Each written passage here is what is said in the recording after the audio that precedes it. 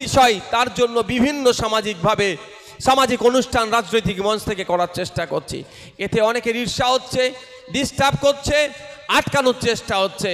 আমি তাদের উদ্দেশ্যে বলছি যে দেখুন, এই খেলায় যদি আপনি মেতে ওঠেন, শুধু একা আইএসএফ জ্বলবে না। যে আগুন আপনি লাগাচ্ছেন শুধুমাত্র আইএসএফ একা এই আগুনে পুড়বে না। যে আগুন জ্বালানোর চেষ্টা করছে তাকেও কিন্তু এই আগুনে একদিন জ্বলতে হবে।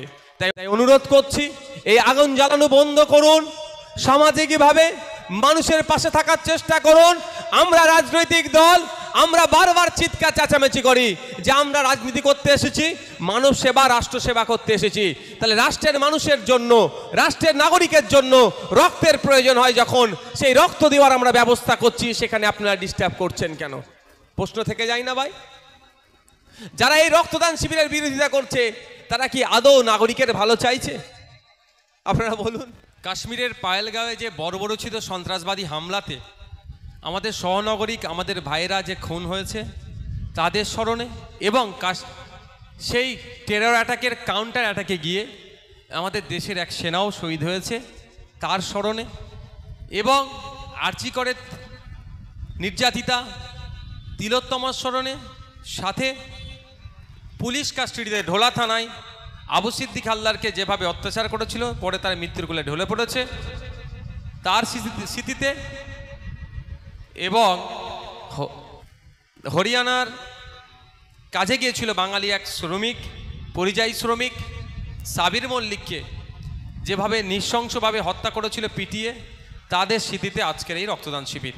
এই রক্তদান শিবির থেকে আমরা ঐক্যের বার্তা দিচ্ছি,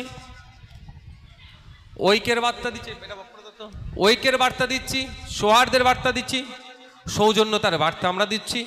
এই রক্তদান শিবির থেকে সমস্ত ধরনের অন্যায় বিনাশক তারও বার্তা আমরা দিচ্ছি।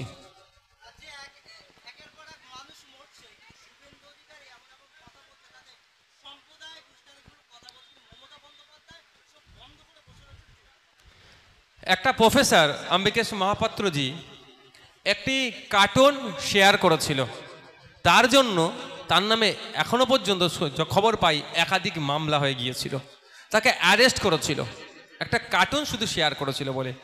আর এই শুভেন্দু অধিকারীরা, যারা সকাল সন্ধে দিলীপ ঘোষেরা, সুকান্ত মজুমদারেরা এবং মিডিয়ার কয়েকটা রিপোর্টার যেভাবে ক্রমশ বিষ উগলাচ্ছে, ক্রমশ জাতিদাঙ্গার দিকে এগিয়ে নিয়ে যাওয়ার চেষ্টা করছে, উভয় সম্প্রদায়ের মধ্যে অস্থিরতার বাতাবরণ তৈরি করার চেষ্টা করছে, হিন্দু মুসলমানের একে উভয়ের প্রতি সন্দেহ চোখে দেখছে, সেইগুলো যাদের বক্তব্যে হচ্ছে তাদের বিরুদ্ধে না রাজ্য প্রশাসন কোনো সুমোটো করছে, না রাজ্যের পুলিশ মন্ত্রী তথা রাজ্যের মুখ্যমন্ত্রী সদর্থক ভূমিকা নিচ্ছে।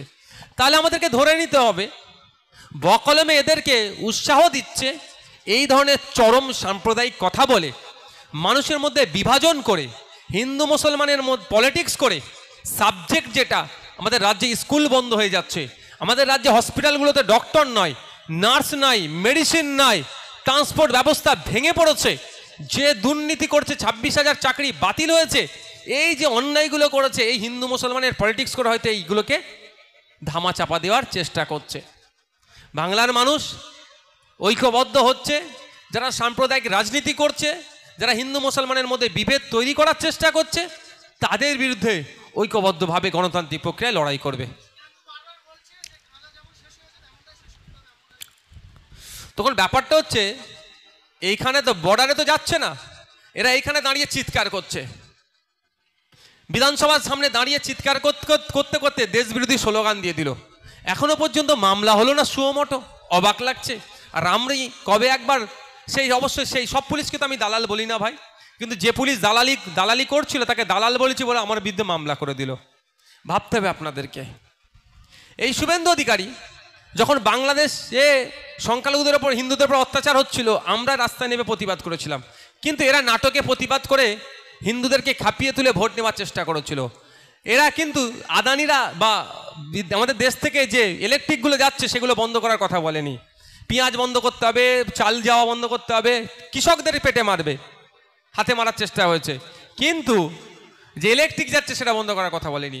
আর আপনারা দেখুন শুভেন্দু অধিকারী অনেক চিৎকার করছে, একবারও বলছে না যে বর্ডারের ধারে গিয়ে আমি আমাদের সেনাদের হয়ে লড়াই করব, বরঞ্চ আমরা বলছি এই সুযোগ আছে। যেভাবে পাকিস্তান বারবার আমাদের দেশকে ডিস্টার্ব করে, আমাদের দেশে ঢুকে শুনছি যেটা, আমি তো আমার কাছে কোনো আমার কাছে তো গোয়েন্দা বিভাগ নাই, রাজ্য সরকার যেটা কেন্দ্র সরকার যেটা বলছে বা তাদের প্রতিনিধি যেগুলো বলছে শুনতে পাচ্ছি, এতে নাকি পাকিস্তান যোগ আছে। এই সুযোগে তো পাকিস্তানকে জবাব দিতে হবে। তো যদি শুভেন্দু অধিকারী যেতে ভয় পাই বাদ দিন, আমরা যাওয়ার জন্য প্রস্তুত আছি, প্রয়োজন আমাদেরকে ডাকুক, আমরা সীমান্তে গিয়ে দেশের হয়ে লড়াই করব। আর শুভেন্দু বাবু বাজার গরম করার কথা বলছে। শুভেন্দু বাবু কি একবারের জন্য বলেছে পাকিস্তানের যারা ব্যবসা করে ইন্ডিয়া থেকে সেটা বন্ধ হবে? একবারের জন্য বলেনি। এটা বলেনি যে ইন্ডিয়া থেকে পাকিস্তান ইলেকট্রিক কিনে, বিদ্যুৎ কেনে, বিদ্যুৎ দেওয়া বন্ধ করে দেবো, পাকিস্তানকে অন্ধকারে রাখবো, এটা বলেনি। এটা বললেই কিন্তু মোদি ওনাকে এই চুপ করে বস, অমিত শাহ বলবে তুই বেশি বকিস না, চুপ কর। অপরদিকে ঠিক একইভাবে মুমূর্ষু রোগীরা, রক্তের অভাবে অনেক অপারেশন বন্ধ আছে, থ্যালাসেমিয়া রোগে যারা আক্রান্ত, প্রায় যাদের রক্তের প্রয়োজন হয়, রক্ত যোগানের অভাবে তাদের পরিবার যখন চিন্তিত, ঠিক সেই সময় আমাদের কমিটির উদ্যোগে আজকের এই রক্তদান শিবিরকে আমি সাধুবাদ জানাই। এই রক্তদান শিবিরে যারা যেই রক্ত যোদ্ধারা রক্ত দিচ্ছেন তাদেরকে ধন্যবাদ। এই রক্তদান শিবিরে যারা সহযোগিতা করেছেন তাদেরকে ধন্যবাদ। সাথে সাথে স্টেজে যারা আছেন, রাজ্য কমিটির নেতৃত্ব, জেলা নেতৃত্ব, বিভিন্ন স্তরের নেতৃত্বরা যারা আছেন তাদেরকে ধন্যবাদ জানাই। মিডিয়ার বন্ধু যারা উপস্থিত হয়েছেন তাদেরকেও ধন্যবাদ। সর্বোপরি দর্শকের আসনে যারা বসে আছেন, দাঁড়িয়ে আছেন, দূরে কাছে যারা আছেন, যারা আমাদের বক্তব্য হয়তো এখানে এসে শোনার অনেকে সাহস পাচ্ছেন না, সে কেন পাচ্ছেন না নতুন করে বলছি না, সময়ের সাথে সাথে সব বেড়াজাল ভাঙা হবে, মুক্ত হবে, মানুষ স্বস্তির শ্বাস নিতে পারবে। যারা দূরে কাছে আছেন, শুনছেন, প্রত্যেককে ধন্যবাদ জানাই।